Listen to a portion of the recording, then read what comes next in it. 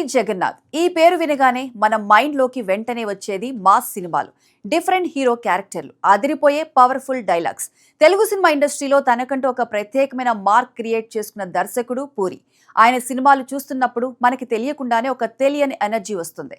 అసలు పూరి జగన్నాథ్ ఎవరో, ఆయన సక్సెస్ వెనుక ఉన్న ఆ మ్యాజిక్ ఏంటో ఈ రోజు ఈ వీడియోలో తెలుసుకుందాం. పూరి జగన్నాథ్ అసలు పేరు పెట్సా జగన్నాథ్. ఆయనది విశాఖపట్నం జిల్లాలోని నర్సీపట్నం అనే చిన్న ఊరు. ఆయన ఒక సాధారణ మధ్యతరగతి కుటుంబం నుంచి వచ్చిన వ్యక్తి. చిన్నప్పటి నుంచే సినిమాలంటే ఆయనకి ప్రాణం. ఊర్లో ఉన్నప్పుడు కూడా సినిమాలు వదిలేది లేదు.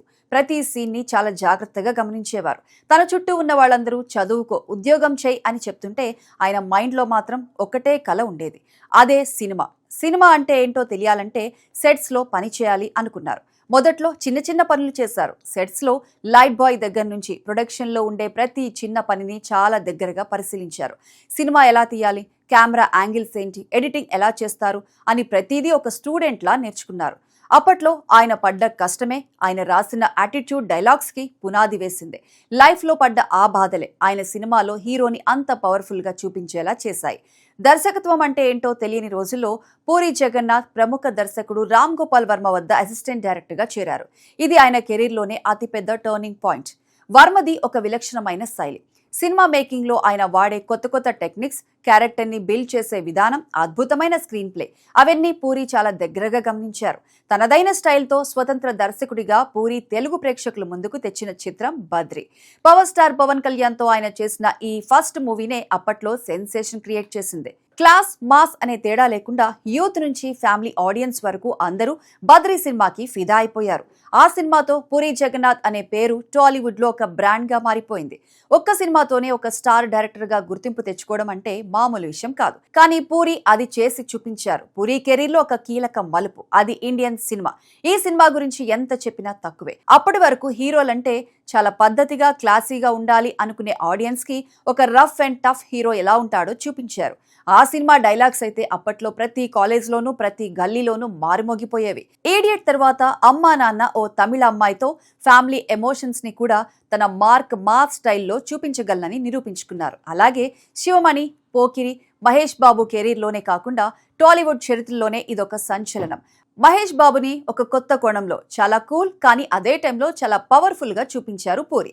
ఆ సినిమాలో హీరో క్యారెక్టరైజేషన్, ఆ స్క్రీన్ ప్లే, ఆ హై వోల్టేజ్ మాస్ ఎలిమెంట్స్ చూస్తుంటేనే మైండ్ బ్లాక్ అవ్వాల్సిందే. పోకిరి సినిమా తర్వాత పూరి జగన్నాథ్ పేరు తెలుగు రాష్ట్రాల్లోనే కాదు, దేశవ్యాప్తంగా వినిపించింది. చాలా భాషల్లోకి ఈ సినిమా రీమేక్ అయింది అంటేనే అర్థం చేసుకోవచ్చు పూరి ఎంతటి మాస్టర్ పీస్ క్రియేట్ చేశారో. సినిమా ఏ భాషలో తీసినా పూరి రాసిన యాటిట్యూడ్, ఆ హీరోయిజం, ఎలివేషన్ మాత్రం తగ్గలేదు.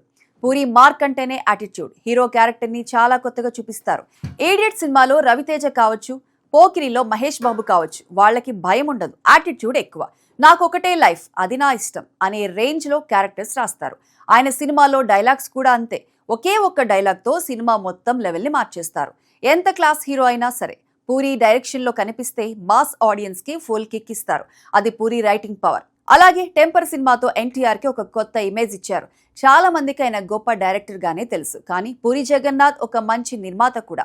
వైష్ణవ్ అకాడమీ బ్యానర్ తో ఆయన ఎంతో మంది కొత్త టాలెంట్ ని ఇండస్ట్రీకి పరిచయం చేశారు. కేవలం తన సినిమాలే కాదు, కొత్త కథలను, కొత్త దర్శకులను ప్రోత్సహించడంలో పూరి ఎప్పుడూ ముందుంటారు. సినిమాపై ఉన్న పిచ్చితో, మంచి సినిమాలను ప్రేక్షకులకు అందించాలన్న తపనతో ఆయన నిర్మాణ రంగంలో కూడా తనదైన ముద్ర వేశారు. కానీ ఒకానొక దశలో పూరి కెరియర్ చాలా పెద్ద సమస్యలో చిక్కుకుంది. ఆయన సంపాదించిందంతా కోల్పోయే పరిస్థితి వచ్చింది. చాలా మంది అంటుంటారు నిర్మాతగా ఆయన సినిమాలు చేయటం వల్లే నష్టాలు వచ్చాయి అని. కానీ నిజానికి అక్కడ ఆయన ఎదుర్కొన్నది కేవలం ఆర్థిక ఇబ్బందులు మాత్రమే కాదు. ఈ ప్రయాణంలో పూరి ఆర్థికంగా ఎంత దెబ్బతిన్నారంటే ఆయన వద్ద రూపాయి లేని పరిస్థితి వరకు వెళ్లిపోయారు. ఆ సమయంలో ఆయనను విమర్శించిన వారు పూరి కథ అయిపోయింది, ఇక ఆయన మళ్లీ సినిమా తీయలేరు అని చాలా రకాలుగా మాట్లాడారు.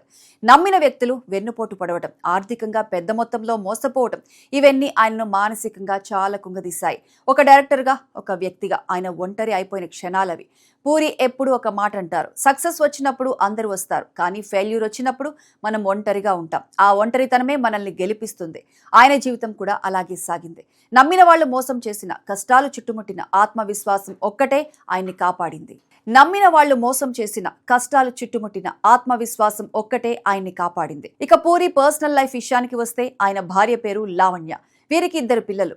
పూరి వారసుడిగా ఆయన కుమారుడు ఆకాష్ పూరి ఇప్పటికే సినిమాల్లోకి హీరోగా ఎంట్రీ ఇచ్చి తనకంటూ ఒక గుర్తింపు తెచ్చుకోవడానికి ప్రయత్నిస్తున్నాడు. కెరీర్ లో ఎన్నో ఒడిదుడుకులున్నా పూరికి ఆయన ఫ్యామిలీ ఎప్పుడూ ఒక పెద్ద సపోర్ట్ సిస్టమ్ లా నిలిచింది.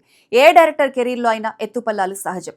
పూరి కెరీర్లో కూడా ఎన్నో విజయాలున్నాయి, అలాగే కొన్ని పరాజయాలు కూడా ఉన్నాయి. ఒక సినిమా ఫ్లాప్ అయితే కుంగిపోవటం ఆయన స్టైల్ కాదు. ఫ్లాప్ వచ్చినా సరే మళ్ళీ కొత్త ఆలోచనలతో, కొత్త ఎనర్జీతో ప్రేక్షకుల్ని అలరించడానికి ఆయన రెడీ అయిపోతారు. ఆ ఫైటర్ అనే లక్షణమే ఆయన్ను ఇన్నేళ్లుగా ఇండస్ట్రీలో నిలబెట్టింది.